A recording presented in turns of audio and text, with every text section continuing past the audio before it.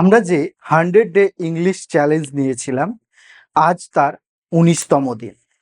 আজকের এই 19তম দিনে আমরা শিখব ফিউচার ইনডিফিনাইট বা ফিউচার সিম্পল বা সিম্পল ফিউচার টেন্স সম্পর্কে। অর্থাৎ ভবিষ্যতে যে কাজ হবে সেটা বোঝাতে সাধারণভাবে যে টেন্সটা ব্যবহৃত হয়। তবে তার আগে চলো জেনে নেই আজকের 5টা ওয়ার্ড সম্পর্কে। আজকের যে 5টা ওয়ার্ড আমরা শিখব সেগুলো হলো গো।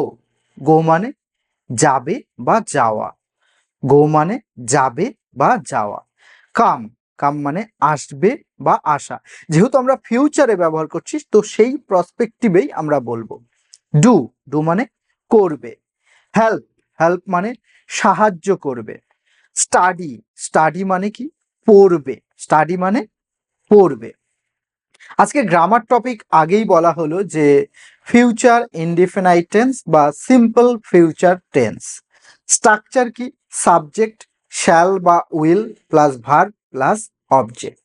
উদাহরণস্বরূপ বলতে পারি আমি স্কুলে যাব। I shall go to school. সে আমাকে সাহায্য করবে। He will help me. He will help me. আমরা ইংরেজি শিখব। We shall learn English. Speaking প্র্যাকটিসের জন্য আমরা বলতে পারি বা আয়নার সামনে দাঁড়িয়ে নিজে নিজে প্র্যাকটিসের জন্য বলতে পারি আই উইল স্টাডি টুমোরো। আমি আগামী দিন পড়ব। She will come here. সে এখানে আসবে। They will play cricket. তারা ক্রিকেট খেলবে।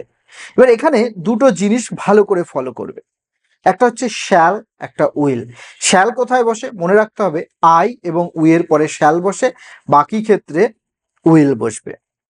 আজকে এই যে ভবিষ্যতের প্ল্যান কি আছে এই নিয়ে তোমরা 3টে বাক্য নিজেরা বানাবে এবং পরের দিন ফিরে আসবে অমিতের টিউশন চ্যানেলে, যেখানে পেয়ে যাবে ডে 20, যেখানে শিখবে ইংরেজির নতুন একটা টপিক সম্পর্কে।